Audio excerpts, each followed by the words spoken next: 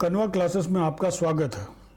आज जो टॉपिक हम डिस्कस करने वाले हैं वो है इंट्रोडक्शन टू स्टैटिस्टिक्स, यानी कि स्टैटिस्टिक्स या सांख्यिकी का परिचय। हम अपनी ज़िंदगी में हर रोज़ किसी न किसी प्रकार से स्टैटिस्टिक्स से हमारा सामना होता है। जैसे कि हम आम तौर पर पूछते हैं कि 10th में कितने % मार्क्स आए, 12th में कितने % मार्क्स आए। ये एवरेज होता है, मीन होता है। और कई बार आपने देखा होगा कि हम टमाटर खरीदते वक्त टोकरी से 2-4 टमाटर उठा करके अंदाज़ा लगा लेते हैं कि टोकरी के टमाटर अच्छे हैं या नहीं। ये भी एक तरह से स्टैटिस्टिक्स का ही हिस्सा है, क्योंकि हम सैंपल के बेसिस पर पॉपुलेशन का अंदाज़ा लगाते हैं। ज़्यादातर लोग स्टैटिस्टिक्स को न्यूमेरिकल डिस्क्रिप्शन ऑफ फैक्ट्स मानते हैं, यानी फैक्ट्स को नंबर में एक्सप्रेस किया जाना मानते हैं। लेकिन ये एक नैरो व्यू है। स्टैटिस्टिक्स इससे भी बढ़ करके है क्या statistics? It is body of principles and procedures developed for collection, classification, summarisation and interpretation of numerical data for decision making. यानी कि डिसीजन लेने के लिए जब हम डेटा कलेक्ट करते हैं, उसको कैटेगरीज में डिवाइड करते हैं, उसको समराइज करते हैं और उसका मीनिंग डिराइव करते हैं, तो उसको हम स्टैटिस्टिक्स बोलते हैं। अब बात करते हैं बर्थ ऑफ स्टैटिस्टिक्स की। स्टैटिस्टिक्स का उद्गम या जन्म कहाँ पर है? जर्मन भाषा में एक शब्द है स्टैटिस्टिक, लैटिन भाषा में एक शब्द है स्टेटस और इटालियन भाषा में एक शब्द है स्टैटिस्टा। इन शब्दों का अपनी अपनी भाषाओं में मतलब निकलता है पॉलिटिकल स्टेट, यानी कि राजनीतिक परिवेश। स्टैटिस्टिक्स को हम पॉलिटिकल अर्थमेटिक भी बोलते हैं। शुरुआत में राजा महाराजा डेटा कलेक्ट करते थे ये जानने के लिए कि कितने जवान लोग हमारे देश में उपलब्ध हैं जो कि फौज में शामिल हो सकते हैं। इसके अलावा ज़मीनों का डेटा भी कलेक्ट किया जाता था ये देखने के लिए कि ज़मीनों का लगान किसी राजा को कितना मिलने वाला है। अब बात करते हैं डेफिनेशंस ऑफ स्टैटिस्टिक्स की। बाउले की दी गई परिभाषा क्या है? Statistics are numerical statements of facts in any department of inquiry placed in relation to each other. Yule और कैंडाल की दी गई परिभाषा क्या है? By statistics we mean quantitative data affected to a marked extent by multiplicity of causes. Horace and Secrist की दी गई परिभाषा क्या है? By statistics we mean aggregate of facts affected to a marked extent by multiplicity of causes, numerically expressed, enumerated or estimated according to reasonable standard of accuracy, collected in a systematic manner for a predetermined purpose and placed in relation to each other। कुछ और परिभाषाएं देखते हैं। क्रॉक्सटन and cow dung की दी गई परिभाषा क्या है? Statistics may be defined as collection, presentation, analysis and interpretation of numerical data. ऐसे ही लोविट की दी गई परिभाषा क्या है? Statistics is a science which deals with the collection, classification and tabulation of numerical facts as a basis for explanation, description and comparison of phenomena। ऐसे ही स्लिग्समैन की दी गई परिभाषा क्या है? Statistics is a science which deals with method of collecting, classifying, presenting, comparing and interpreting numerical data collected to throw some light on any sphere of inquiry। अब कुछ terms हमने यूज़ की हैं, इन परिभाषाओं में कुछ टर्म्स हमने यूज़ किए हैं, उन टर्म्स को हम समझते हैं एक एक करके। अंडरस्टैंडिंग स्टैटिस्टिक्स, स्टैटिस्टिक्स को समझते हैं। एग्रीगेट ऑफ फैक्ट्स, एग्रीगेट का मतलब होता है समूह। सिंगल नंबर कभी भी स्टैटिस्टिक्स का हिस्सा नहीं होता। All statistics are expressed in numbers but all numbers are not statistics. ये बात ध्यान देने वाली है कि स्टैटिस्टिक्स में जितने भी हम डील करेंगे, आगे पढ़ेंगे, आप देखेंगे कि स्टैटिस्टिक्स नंबर्स में एक्सप्रेस्ड होता है, लेकिन सारे नंबर स्टैटिस्टिक्स हों ये कोई ज़रूरी नहीं है। Single number is not a statistics. अगर हम ये कहें कि महेश की हाइट 5 फुट 7 इंच है, तो ये अपने आप में कोई स्टैटिस्टिक्स नहीं है। कम से कम 2 वैल्यू का होना ज़रूरी है, 2 न्यूमेरिकल वैल्यूज़ होना ज़रूरी है स्टैटिस्टिक्स बनने के लिए। न्यूमेरिकली एक्सप्रेस्ड, सेकंड पॉइंट है न्यूमेरिकली एक्सप्रेस्ड, वही फैक्ट जो कि नंबर्स में एक्सप्रेस किए जा सकें वो स्टैटिस्टिक्स का हिस्सा बनते हैं।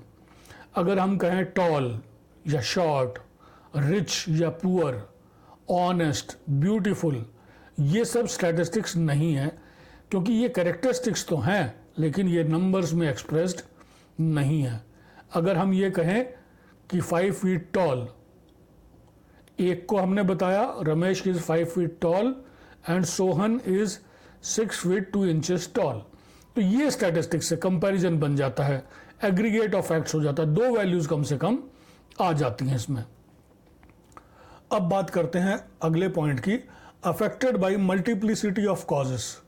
स्टैटिस्टिक्स के जो वैल्यूज होती हैं, जो नंबर्स होते हैं, वो एक चीज से नहीं बहुत सारी चीजों से अफेक्ट होते हैं, असर पड़ता है उन पर।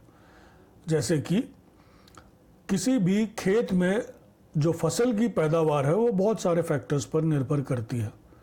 जैसे कि आपने जो बीज इस्तेमाल किया उसकी क्वालिटी कैसी थी, पानी की अवेलेबिलिटी कैसी थी, ज़मीन की क्वालिटी कैसी थी, आपने पेस्टिसाइड्स, इंसेक्टिसाइड्स का कैसे इस्तेमाल किया, इन सब फैक्टर्स पर डिपेंड करता है कि किसी भी खेत में पैदावार कितनी होगी। इसलिए हम कह सकते हैं कि statistics is affected by A number of factors simultaneously, बहुत सारे फैक्टर्स एक साथ काम करते हैं। रीजनेबल एक्यूरेसी, स्टैटिस्टिक्स का मेजरमेंट जो है या एस्टिमेशन जो है वो रीजनेबल एक्यूरेसी के साथ होना चाहिए।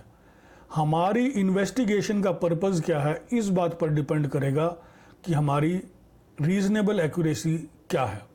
जैसे कि हम ज़मीन से चांद का डिस्टेंस अगर निकालें और उसमें 100-200 किलोमीटर कम ज़्यादा हो जाए तो वो कोई ख़ास फ़र्क नहीं पड़ता, वो रीजनेबल एक्यूरेसी मानी जाती है।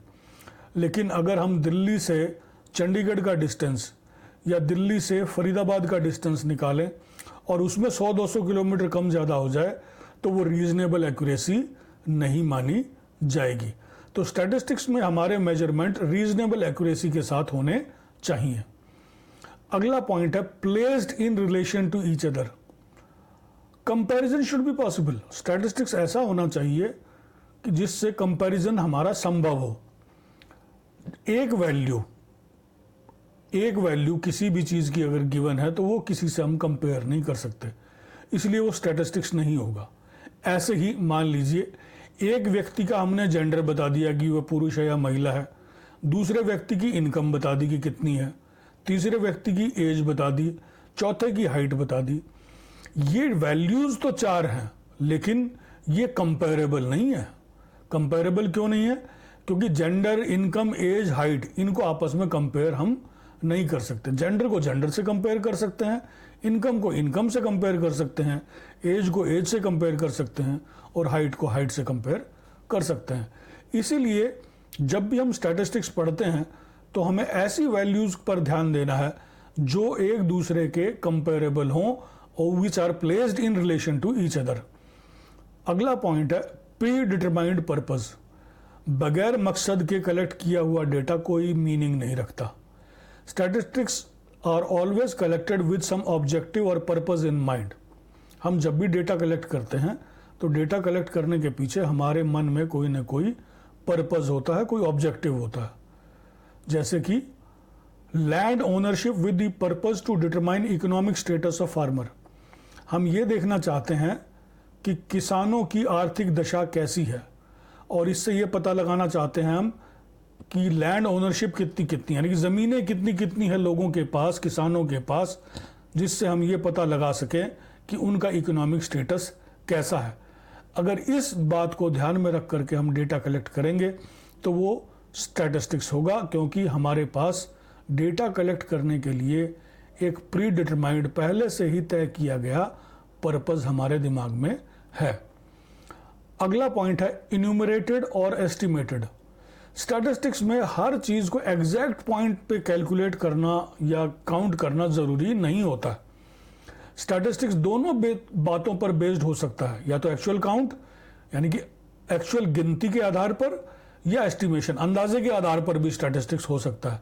जैसे कि अगर हम कहें कि एक क्लास में कितने विद्यार्थी हैं, मान लीजिए एक क्लास में 45 विद्यार्थी हैं, तो ये काउंटेड फिगर है, काउंटेड वैल्यू है। टीचर रोज अटेंडेंस लेता है, रोल नंबर इशूड है, तो रोज वो 1 से लेके 45 तक रोल नंबर बोलता है, ये काउंटेड है, तो ये एक्चुअल काउंट पर बेस्ड है।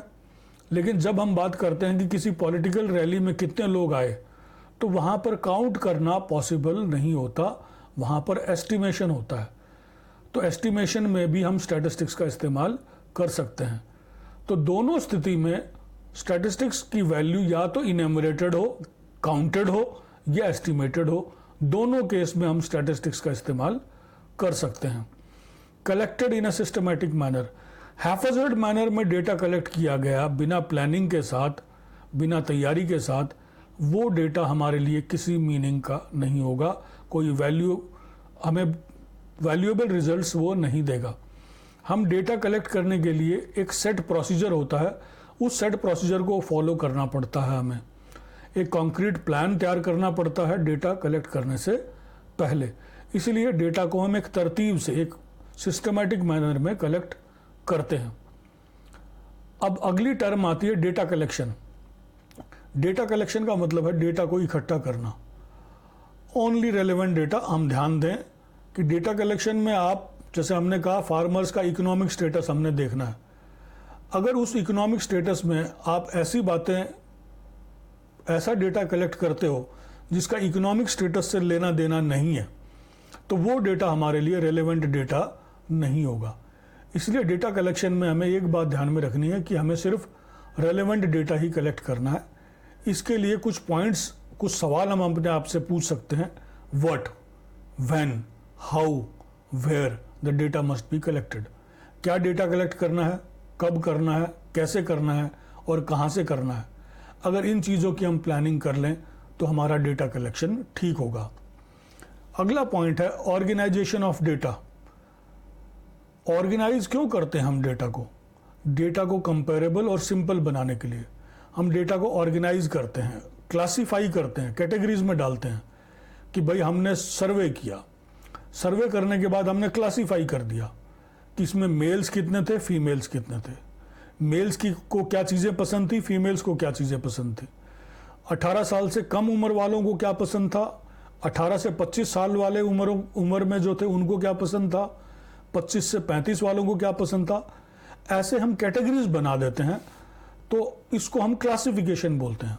क्लासिफिकेशन कैसे किया जा सकता है? It can be done on the basis of time, gender, geographical area और एनी अदर कैटेगरी। टाइम के बेसिस पे, जेंडर के बेसिस पे, एरिया के बेसिस पे, या और कोई कैटेगरी जो हमें सूट करती हो, जो हमारी रिक्वायरमेंट हो, उसके बेसिस पर भी हम डेटा को ऑर्गेनाइज कर सकते हैं, क्लासीफाई कर सकते हैं। अगला पॉइंट आता है प्रेजेंटेशन ऑफ डेटा। डेटा को प्रेजेंट करना, टू मेक डेटा ब्रीफ। हमने डेटा कलेक्ट किया, डेटा कलेक्शन के 500 लोगों का हमने डेटा कलेक्ट किया, 500 फॉर्म आ गए। अब उससे कंक्लूजन ड्रॉ करना बड़ा मुश्किल हो जाता है। 500 फॉर्म को हम स्टडी करके कुछ नहीं बता सकते, तो उस डेटा को हम ब्रीफ बनाते हैं, इजी टू अंडरस्टैंड बनाते हैं, अट्रैक्टिव बनाते हैं। इसके लिए हम क्या करते हैं, कुछ डेटा को टेबल्स में, डायग्राम्स में और ग्राफ में डालते हैं, जिससे कि वो डेटा देखते ही हमें समझ में आ जाए और देखने में भी अच्छा लगे। Analysis of data. उसके बाद डेटा को जब हमने टेबल्स, डायग्राम्स, ग्राफ्स में देख लिया, तो टेबल्स में बनाने के बाद हम डेटा को एनालाइज करने के लिए कुछ टूल्स का इस्तेमाल करते हैं, जिनको हम स्टैटिस्टिकल टूल्स बोलते हैं। कुछ टूल्स मैं आपके सामने रख रहा हूँ। Mean, mode, median, correlation, regression, index number, time series. Data को इन मेथड से हम एनालाइज करते हैं। एनालिसिस में कुछ फार्मूले वगैरह होते हैं, कुछ तरीके होते हैं डेटा को एनालाइज करने के, कोरिलेशन निकालने के, रिग्रेशन निकालने के, index number, mean, mode, median निकालने के, geometric mean, harmonic mean, time series, इन निकालने का कुछ प्रोसीजर होता है। उस प्रोसीजर को फॉलो करके हम डेटा को एनालाइज करते हैं।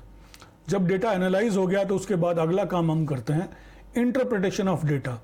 जो वैल्यूज हमने निकाली, mean, mode, median, correlation, regression, index number, time series, जो वैल्यूज़ हमने निकाली, उन वैल्यूज़ का स्टैटिस्टिक्स में मतलब क्या है, उसको हम कहते हैं interpretation of data. Drawing conclusion from the value obtained through data analysis. Data analysis में जो वैल्यू आई, उन वैल्यू का मतलब क्या है, ये जब हम करते हैं, निकालते हैं, या deriving meaning out of the values, इसको हम बोलते हैं इंटरप्रेटिंग द डेटा या इंटरप्रिटेशन ऑफ द डेटा। अगला टॉपिक है डेटा एंड इंफॉर्मेशन। कुछ शब्द हम स्टैटिस्टिक्स में अक्सर इस्तेमाल करते हैं, दो शब्द उनमें से हैं डेटा एंड इंफॉर्मेशन। अब डेटा और इंफॉर्मेशन में फ़र्क क्या है? डेटा होता है फैक्ट्स एक्सप्रेस्ड इन नंबर्स, तथ्य जो हम नंबर में बताएं उसको तो हम बोलते हैं डेटा। और डेटा कहीं पर पड़ा हुआ है, उसको हमने रिट्रीव कर लिया, निकाल लिया, एनालाइज कर लिया, इंटरप्रेट कर लिया। इंटरप्रेट करने के बाद जो बात आई उसको हम इंफॉर्मेशन बोलते हैं।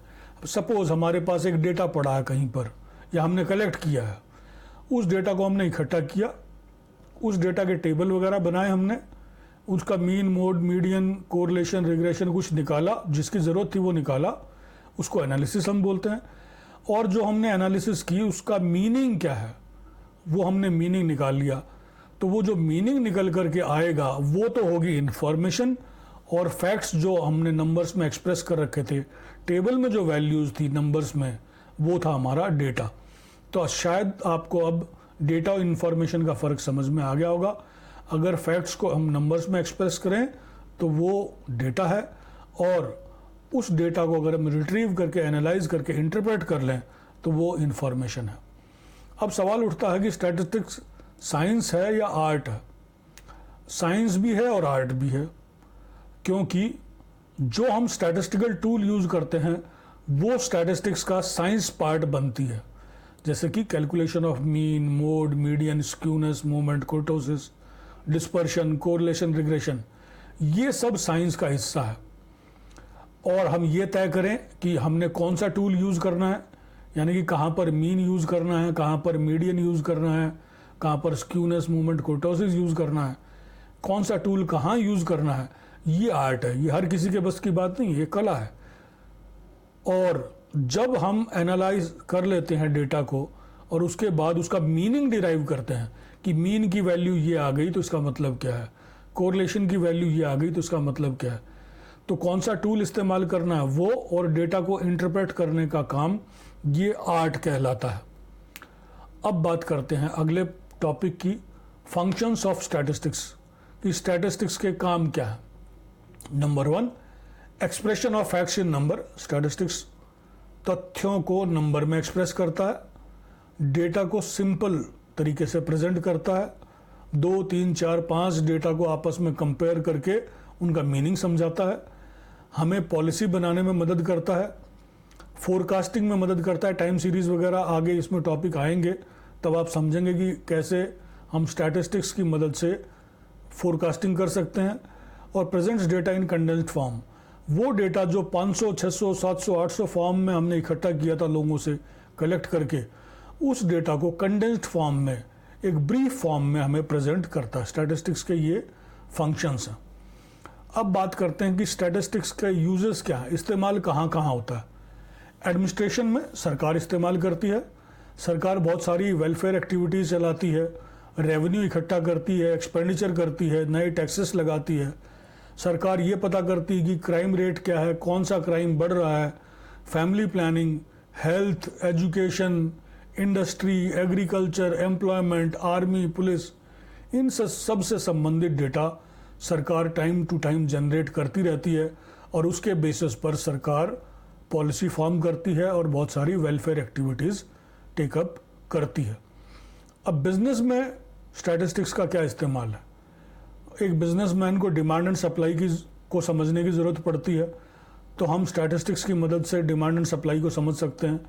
बिजनेस साइकिल या ट्रेड साइकिल जिसको हम बोलते हैं, ट्रेड साइकिल कहाँ बिजनेस एक्सपेंड कर रहा है, कहाँ बिजनेस श्रिंक कर रहा है, जिससे उसको पता लग जाएगी अब आने वाले समय में मेरा बिजनेस अच्छा होगा या नहीं होगा।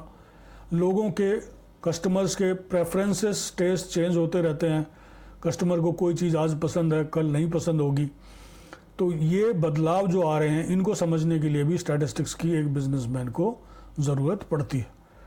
अब इकोनॉमिक्स में कहाँ ज़रूरत पड़ती है? एक इकोनॉमिक्स को consumption, production, distribution, national income, employment, inflation, इन सब से रिलेटेड डेटा की ज़रूरत पड़ती है ताकि वो देश के आर्थिक हालात को समझ सके। और ये डेटा भी स्टैटिस्टिक्स की मदद से जनरेट होता है और इसके बेसिस पर इकोनॉमिक पॉलिसीज़ फॉर्मुलेट होती हैं। अगला पॉइंट है पॉलिटिक्स। पॉलिटिक्स में भी डेटा और स्टैटिस्टिक्स का इस्तेमाल होता है। जो पार्टी सत्ता में है वो स्टैटिस्टिक्स का इस्तेमाल करती है ये प्रूव करने के लिए कि हमने कितने ब्रिज बनाए, कितनी सड़कें रोज़ बन रही हैं, कितनी रेलवे लाइन, कितने किलोमीटर रेलवे लाइन रोज़ बिछ रही है, हॉस्पिटल कितने बन गए, स्कूल कितने बन गए। ये सब प्रूव करने के लिए जो सत्ता में पार्टी है, पावर में पार्टी है, वो स्टैटिस्टिक्स का इस्तेमाल करती है। और अपोजिशन उनको गलत प्रूव करने के लिए भी स्टैटिस्टिक्स का इस्तेमाल करती है, क्योंकि इकोनॉमिक, सोशल, एजुकेशनल पॉलिसी से रिलेटेड डेटा पॉलिटिक्स में इस्तेमाल होता है। अपोजिशन पार्टीज गवर्नमेंट को क्रिटिसाइज करने के लिए इस्तेमाल करती हैं उस डेटा को, और पार्टी जो पावर में होती है वो उस डेटा को अपनी उपलब्धियां गिनवाने के लिए इस्तेमाल करती है। अगला पॉइंट है सोशल वर्कर्स। जो सामाजिक कार्यकर्ता हैं उनको भी स्टैटिस्टिक्स की ज़रूरत पड़ती है।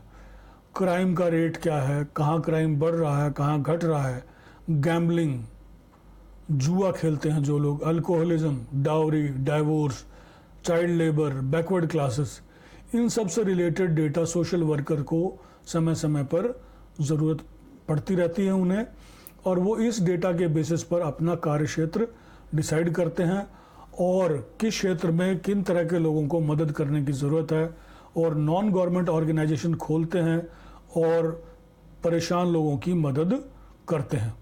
साइंस एंड रिसर्च में भी स्टैटिस्टिक्स का बहुत इस्तेमाल है।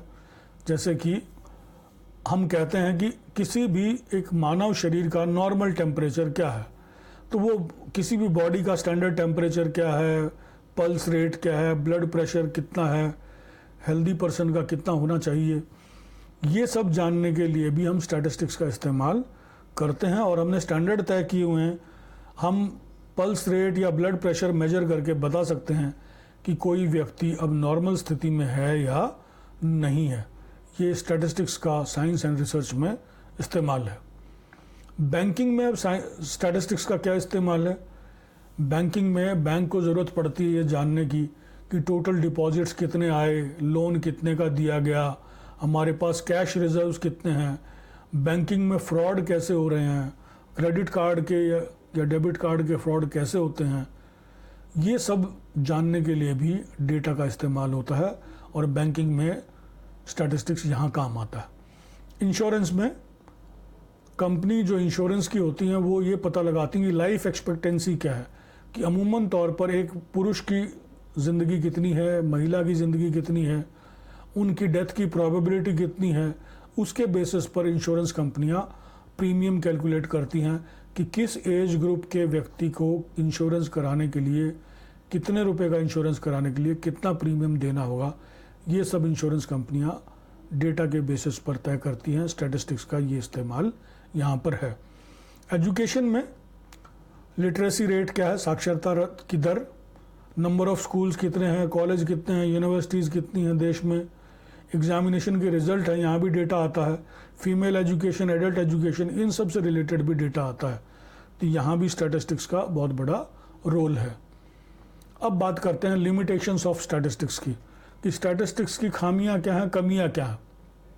Number 1, study of numerical facts only. Statistics numerical facts को ही डिस्कस करता है।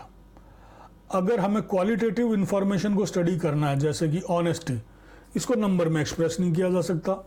पैट्रियोटिज्म, कोई कितना देश प्रेमी है, ये भी नंबर में एक्सप्रेस नहीं किया जा सकता।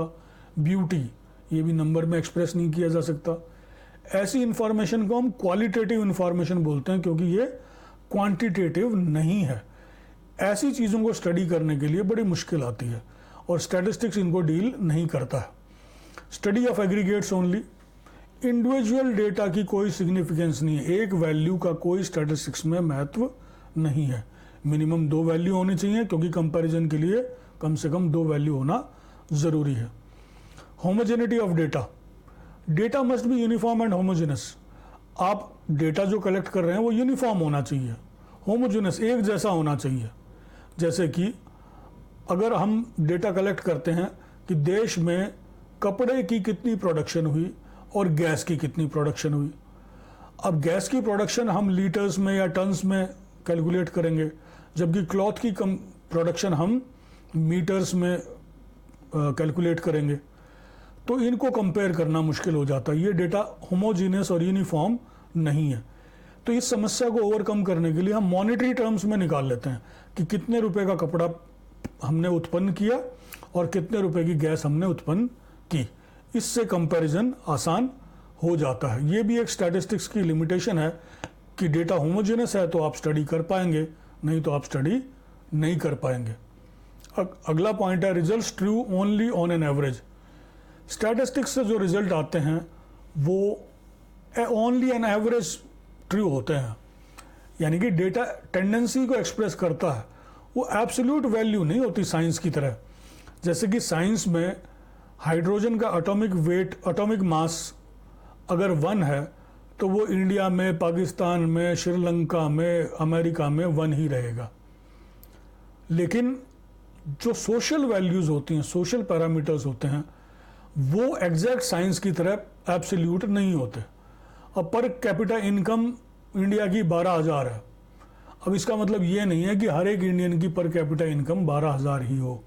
हमने स्टैटिस्टिक्स से निकाला कि पर कैपिटा इनकम 12,000 है, लेकिन इसका मतलब ये नहीं है कि सबकी इनकम 12,000 है। कुछ ऐसे भी मिलेंगे जिनकी इनकम 12,000 से काफ़ी कम भी होगी, कुछ ऐसे भी मिलेंगे जिनकी इनकम 12,000 से काफ़ी ज़्यादा भी होगी। तो इसके रिजल्ट जो हैं only on an average true होते हैं। Can be used only by experts. Statistics का इस्तेमाल हर कोई नहीं कर सकता। जो स्टैटिस्टिक्स में ट्रेंड है, उसको समझता है, जानता है, जिनके पास स्टैटिस्टिक्स का स्पेशल नॉलेज है, स्टैटिस्टिकल मेथड्स का स्पेशल नॉलेज है, वही लोग स्टैटिस्टिक्स को इस्तेमाल कर सकते हैं। हर किसी के बस की स्टैटिस्टिक्स को यूज़ करना नहीं है। मिसयूज़ एक और लिमिटेशन है स्टैटिस्टिक्स की कि इसका गलत इस्तेमाल किया जा सकता है। अगर आप बहुत स्मार्ट हैं और नंबर्स का इस्तेमाल करना अच्छे से जानते हैं तो आप उस चीज़ को सही प्रूव कर सकते हैं जो कि एक्चुअली गलत है। स्टैटिस्टिक्स की मदद से आप गलत को सही भी प्रूव कर सकते हैं। ये भी एक लिमिटेशन है स्टैटिस्टिक्स की।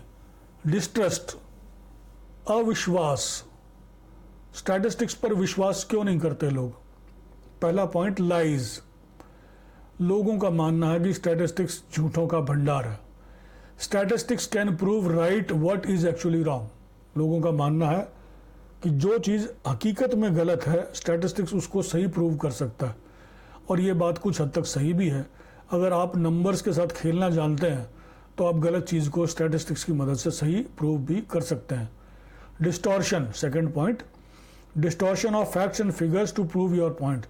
लोग अपनी बात को ऊंचा रखने के लिए तथ्यों को तोड़ मरोड़ के पेश करते हैं और इससे स्टैटिस्टिक्स का गलत इस्तेमाल होता है और लोगों का विश्वास स्टैटिस्टिक्स से कम होता है। Different tools give different values. अब सेंट्रल टेंडेंसी है, स्टैटिस्टिक्स में एक टॉपिक होता है सेंट्रल टेंडेंसी। उसको मेजर करने के लिए मीन भी है, मोड भी है, मीडियन भी है, हार्मोनिक मीन भी और ज्योमेट्रिक मीन भी है। एक ही डेटा का अगर हम मीन निकालते हैं तो कुछ वैल्यू आती है, मोड निकालते हैं कुछ और वैल्यू आती है, मीडियन निकालते हैं कुछ और वैल्यू आती है, हार्मोनिक मीन निकालते हैं वो चौथी वैल्यू आती है और ज्योमेट्रिक मीन निकालते हैं तो 5वीं वैल्यू आती है, जबकि ये सारे सेंट्रल टेंडेंसी को मेजर करते हैं। तो इसलिए हम ये कह सकते हैं कि एक ही तरह की कैलकुलेशन करने के लिए अलग अलग टूल अलग अलग वैल्यू देते हैं। अब लोगों को भरोसा नहीं है, एक मीन यूज करके एक बात कह रहा है, दूसरा मोड यूज करके उससे अपोजिट बात कह रहा है। इसलिए लोगों का स्टैटिस्टिक्स पर विश्वास नहीं है, क्योंकि अलग अलग टूल अलग अलग वैल्यू देते हैं और अलग अलग वैल्यू का अलग अलग लोगों से लोग अलग अलग इस्तेमाल कर सकते हैं। पीपल कलेक्ट रॉन्ग स्टैटिस्टिक्स, तीसरा पॉइंट, चौथा पॉइंट, अपने पहले से तय किए गए कंक्लूजन को ड्रॉ करने के लिए या अपने आप को सही सिद्ध साबित करने के लिए लोग गलत डेटा इकट्ठा करते हैं और गलत टूल्स यूज़ करते हैं और अपने आप को सही साबित कर देते हैं। इससे भी लोगों का स्टैटिस्टिक्स पर विश्वास कम होता है। अगर ये वीडियो आपको अच्छा लगा तो लाइक कीजिए, शेयर कीजिए, कमेंट कीजिए। कोई पॉइंट आपको समझ में नहीं आया तो कमेंट सेक्शन में सवाल पूछिए और चैनल को सब्सक्राइब कीजिए। ये बिल्कुल फ्री है, इसका ना तो कोई पैसा लगता है ना ही कोई डेटा लगता है।